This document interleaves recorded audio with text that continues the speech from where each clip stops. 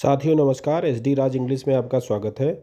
LT mains में आपको कैसे लिखना है, जो आपके पास ऑब्जेक्टिव क्वेश्चन की जानकारी थी, कैसे डेवलप करके आप उसको जो है मेंस में लिख सकते हैं, इसका तरीका आपको बताया जाएगा। और स्पेशली आज हम ओड जानर को डील करेंगे, उसके बारे में मैं आपको बताऊंगा।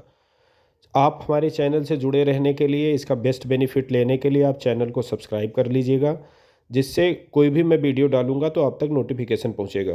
कोड में ये बताया गया है कि ये ओडी आप इसमें जो है ओड में नॉर्मल लिख करके आई डी के पहले बढ़ा देंगे, बस ये हो जाएगा। ये ग्रीक वर्ड है, ठीक है। इस वर्ड से ही आपका जो है ओड की उत्पत्ति हुई है, लेकिन इस वर्ड की मीनिंग क्या होती है? सांग, ठीक है।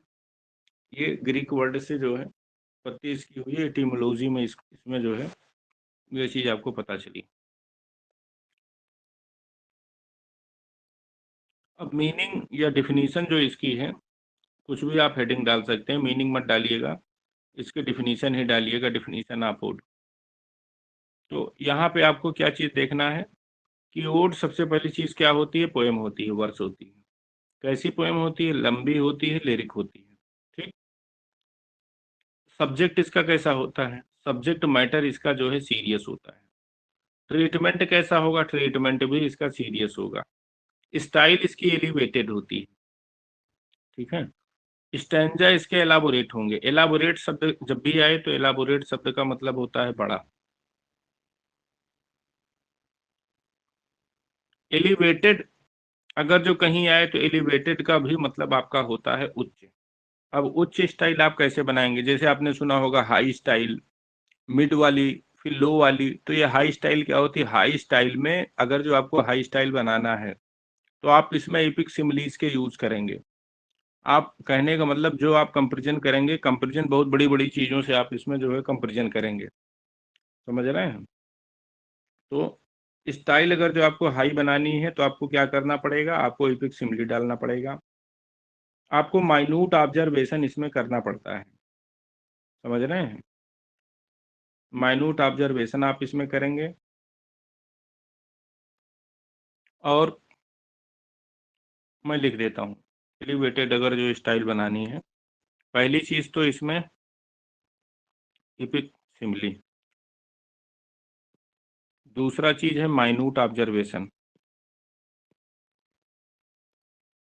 ठीक है।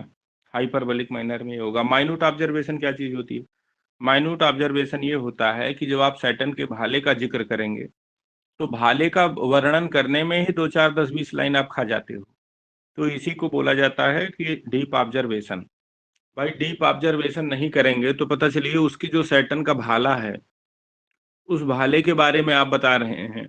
नॉर्मल वे में भी आप बता सकते थे। तो जब आप उसका हर एक चीज देखे हो तभी तो आप उस पर 10 5 लाइन लिख सकते हैं। तो ये चीज हो गई आपकी। और जो वर्ड्स का सिलेक्शन करेंगे वो ग्रीक वर्ड होने चाहिए, या आपके इटालियन, मतलब उसको जो लैटिन के वर्ड बोलते हैं, ये सब होने चाहिए। मतलब इंग्लिश के परिप्रेक्ष्य में हम बता रहे हैं, अगर जो ग्रीक के वर्ड या लैटिन के वर्ड आप डालते हैं।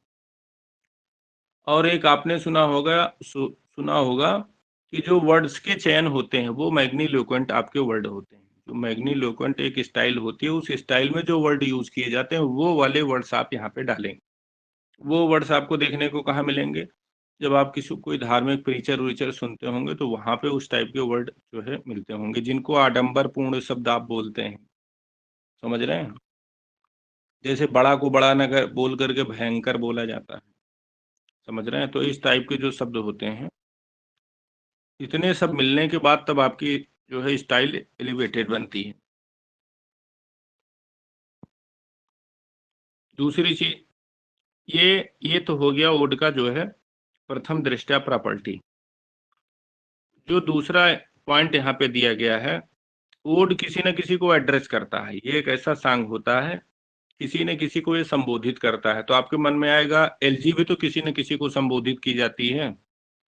तो एलजी और ओड में अंतर ये होता है, जैसे ओड भी किसी की डेथ पे भी लिखा जा सकता है, एलजी भी किसी की डेथ पे लिखी जा सकती है। तो दोनों में अंतर क्या है? अंतर ये है कि एलजी में जो मरा हुआ इंसान होता है आप उसके लिए मौर्न करते हैं, लेकिन डेथ जब आप ओड लिखते हैं तो उस मरे हुए इंसान को आप ग्लोरीफाई करते हैं। तो वहाँ पे आप शोक नहीं मनाते हैं। यही दोनों में आपका प्राइमरी अंतर है। और इसमें आप एड्रेस करते हैं, ठीक है, ग्लोरिफिकेशन के साथ साथ एड्रेस। उसके बाद जो है कुछ और चीजें देख लीजिए। देखो, ओड की डिफिनीशन हो गई, सारे आपको टर्म्स जो है जितने भी थे जो जरूरी चीज मिल गए। अब कुछ जरूरी चीजें होती हैं जो आपको दिखती नहीं हैं। जैसे आप जानते तो हैं, ऐसा नहीं कि आप उसको पढ़े नहीं हैं, पढ़े हैं, लेकिन शब्दों का थोड़ा चयन बदल दिया जाता है, शब्दों में हेरा फेरी कर दी जाती है, तो आपको चीजें नहीं लगनी लगते। तो इसमें देख लीजिए कहाँ है ऑक्सफोर्ड डिक्शनरी के डिफिनीशन के अकॉर्डिंग टू, उसमें उन्होंने ओड को क्या बताया गया। इन्होंने भी बोला है पोएम है written for a special occasion. ठीक, ये पॉइंट आप नोट कर लेंगे। जब आप नोट्स वोट्स बनाइएगा तो ये नोट कर लीजिएगा कि ओड की डिफिनीशन में जो ऊपर आपको बताएगा कि लॉन्ग लिरिक पोएम होता है, स्टाइल एलिवेटेड होती है, तो इसमें एक पॉइंट आपको बढ़ा लेना है। क्या बढ़ा लेना है कि ये स्पेशल ओकेजन पे लिखे जाते हैं, आप इसको ओकेजनल पोएम भी बोल सकते हैं। और ये पर्टिकुलर पर्सन को जो यहाँ पे बोला गया है स्पीक्स टू, तो स्पीक्स टू का मतलब क्या होगा, एड्रेस टू। ठीक है, यहाँ एड्रेस को एड्रेस न बोल करके क्या इन्होंने डिक्शनरी वालों ने बताया है, स्पीक जो है स्पीक्स टू। ठीक है, पर्टिकुलर पर्सन या थिंग के ऊपर भी होता है, तो ओड आपका पर्सन के ऊपर भी हो सकता है, थिंग के ऊपर भी हो सकता है। दूसरी चीज और आप देख लें, यहाँ मरियम वेबस्टर के अकॉर्डिंग टू आपको क्या मिल रहा है। ठीक है, तो लेकिन ये परीक्षा में ऑक्सफोर्ड डिक्शनरी, मरियम वेबस्टर या कैम्ब्रिज ये सब लिखने की कोई जरूरत नहीं है। वहां आपको ऑब्जेक्टिव पॉइंट मिलेंगे, वो लिखिएगा, या अगर जो आपको बहुत लिखने का मन होगा तो ये सब पॉइंट आप वहां पे मेंशन कर सकते हैं। वैसे ऊपर वो ये जो डिफिनीशन 3 पॉइंट में हमने आपको बताया, वहां सारी ये नीचे वाली चीजें आ जाती है। लेकिन ये जो अभी पढ़ाई बता रहा हूँ, ये सिर्फ ऑब्जेक्टिव क्वेश्चन को दृष्टिकोण में रखते हुए ये सब चीजें आपको बताई जाती हैं कि शब्दों की हेरा फेरी हो तब भी आप चीजों को पकड़ लें। यहाँ देखिए इन्होंने क्या बताया है कि एक पोएम होती है, ओड क्या होती है, पोएम होती है, ये किसके लिए परिलक्षित होती है, ये फीलिंग या स्टाइल इसके एक्सक्लामेशन के लिए होता है, या आपकी जो कोई फीलिंग है या आपकी कोई स्टाइल है उसके उद्गार के लिए, उसके एक्सक्लामेशन के लिए, उसके जो है प्रगटीकरण के लिए। समझ रहे हैं, आप जो है ऐसी ऐसी कविता लिखें जो आपके अंदर कोई फीलिंग हो या कोई आपके अंदर स्टाइल हो, उसको एक्सप्रेस करने के लिए जो आप पोएम लिखते हैं, वो आपकी उसको जो है ओड बोला जाता है। ये डेफिनेशन किसकी है, मरियम वेबस्टर की है। दूसरी चीज इन्होंने और क्या बताया गया, varying length of line, line जो इसकी होती है इसमें वेराई करती है, और इसमें कॉम्प्लेक्सिटी आती है। कॉम्प्लेक्सिटी जो ये होती है, ये क्या होती है, यही इसका मतलब ये हो गया, ये पिंडारी कोड के बारे में बात कर रहे हैं। वेराइंग लेंथ ऑफ लाइन, इसका मतलब क्या होता है, इसका मतलब ये होता है कि जैसे इसके पहले हमने आपको बताया था कि जो पिंडारी कोड होते हैं, पिंडारी कोड में ऐसे लिखा जाएगा 4 5 6, एक स्टैंजा हो गया, 1 2 3 4 5 6, दूसरा स्टैंजा हो गया, 1 2 3 4 5 6 7 8, ये तीसरा स्टैंजा हो गया। ये स्ट्राफ है, ये एंटी स्टाफ है, ये इपोड है। ये तीनों को जब मिला दिया जाएगा तो एक ट्राइड हो जाएगा। तो जो आपका इपोड होता है, इपोड होता है, ये स्टाफ एंटी स्टाफ से थोड़ा बड़ा होता है। किसके अकॉर्डिंग टू, पिंडार के अकॉर्डिंग टू। ठीक है, तो यहाँ पे ये चीजें आपको ज्यादा मिलेंगी। तो वही इन्होंने यहाँ पे लिखा है वेराइंग लाइन, जो लेंथ ऑफ लाइंस। कहने का मतलब ये तो सिमिलर है, लेकिन ये आपको वेराई कर रही है। कॉम्प्लेक्सिटी क्या है, तो कॉम्प्लेक्सिटी यही है, इसी को जो है कॉम्प्लेक्सिटी बोला गया है कि स्टाफ बनाइए, एंटी स्टाफ बनाइए, फिर रिपोर्ट बनाइए। ये जो है इस स्ट्रक्चर को ही यहाँ पे कॉम्प्लेक्सिटी के नाम से जो है आप यहाँ पे जानते हैं। चलिए, कैम्ब्रिज वालों ने क्या बोला है, तो यहाँ पे आपने क्या सीखा, देखो यहाँ पे नई चीज क्या सीखा कि एड्रेस टू को यहाँ स्पीक्स टू लिखा गया है, ये आपको ध्यान देना है। यहाँ पे आपने क्या सीखा, अकेजनल पॉइंट, एक पॉइंट ये नया मिला, ये सिनोनिम्स आपको मिला।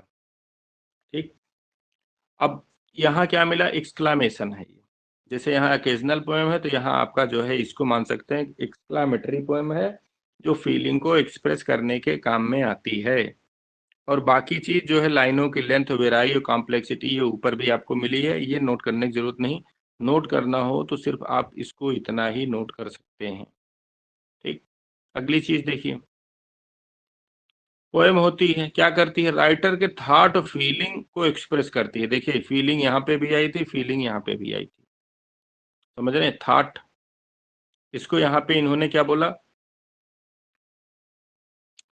यहाँ पे इन्होंने जो है इसको एक्सप्रेसिंग बोला है, समझ रहे हैं। पर्टिकुलर पर्सन पे बोला है, usually written to that person on, sorry, usually written to that person or subject. Person पे या सब्जेक्ट पे आप लिखा जाता है, तो कहने का मतलब ये भी एक टाइप से आपका एड्रेस ये भी साबित कर रहे हैं। तो अब मिली जुली सरकार जब आपको बनानी है, निष्कर्ष आपको निकालना है कि अभी तक आप पढ़ेगा, तो निष्कर्ष ये आपके सामने है। ये लॉन्ग लिरिक पोएम होती है। ठीक, सब्जेक्ट मैटर और ट्रीटमेंट इसका क्या होता है, सीरियस एंड डिग्निफाइड होता है। स्टाइल कैसी होती है, एलिवेटेड होती है। स्टैंजिक पैटर्न कैसे होता है, एलाबोरेट होता है। ठीक, एड्रेस ये किया जाता है किसी समवन या समथिंग को, समझ रहे हैं। और ये देखो आप जो है समटाइम्स, कभी कभी, हमेशा नहीं, कभी कभी कोई इम्पॉर्टेंट पर्सन रहेगा या पब्लिक इवेंट रहेगा, उस पर इम्पॉर्टेंट पर्सन के लिए जो है ये चीज लिखा जाता है। और वो क्या होता है, किंग हो सकता है, कोई नेशनल जो है एथलीट हो सकता है, या किसी ग्रेट लीडर की डेथ पे जो है उसको सेलिब्रेट करने के लिए, या उसको ग्लोरी, उसकी डेथ को ग्लोरीफाई करने के लिए बनाया जा सकता है। तो जो ये लास्ट वाला पॉइंट है, ये लास्ट वाला पॉइंट जो ऊपर आपको अकेजनल पोएम के बारे में बताया गया, तो वो चीज यहाँ पे कवर हो रही। इतना लिखने के बजाय आप इसको अकेजनल पोएम के रूप में भी डाल सकते हैं, तो इसी के बराबर या इसी में ऐसे स्लैश मार के अकेजनल पोएम भी लिख सकते हैं, अकेजनल पोएम। ठीक, आप इसको ऐसे भी बना सकते हैं। तो हमारा कहने का मतलब ये है कि पूछा कुछ भी जाए, आप उसमें जो चीज, इससे इतर तो पूछी नहीं जाएगी, क्योंकि यहाँ पे मैंने आपको मैक्सिमम चीज दे दी है। ओड में जितनी भी जो है, जितने भी उसके एस्पेक्ट होते थे, जितने भी पहलू होते थे, वो उससे सब हमने आपको बता दिया।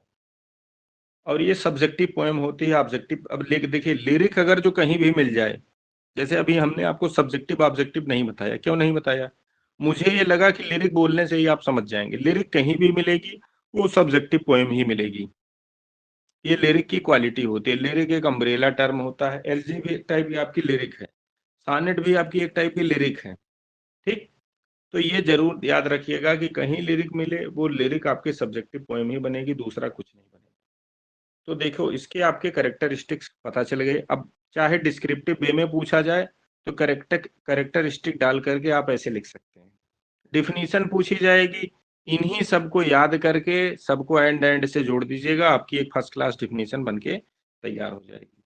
अब दूसरा आप क्या हेडिंग डालेंगे, अगर जो आपको लिखना हो तो डिस्क्रिप्टिव वे में अगर जो इसी को लिखना हो तो कैसे डालेंगे, कोड्स के टाइप। तो पहले आपको डिफाइन करना है कि पिंडारी कोड और होरिसन कोड ये क्या होते हैं। फिर दूसरा चश्मा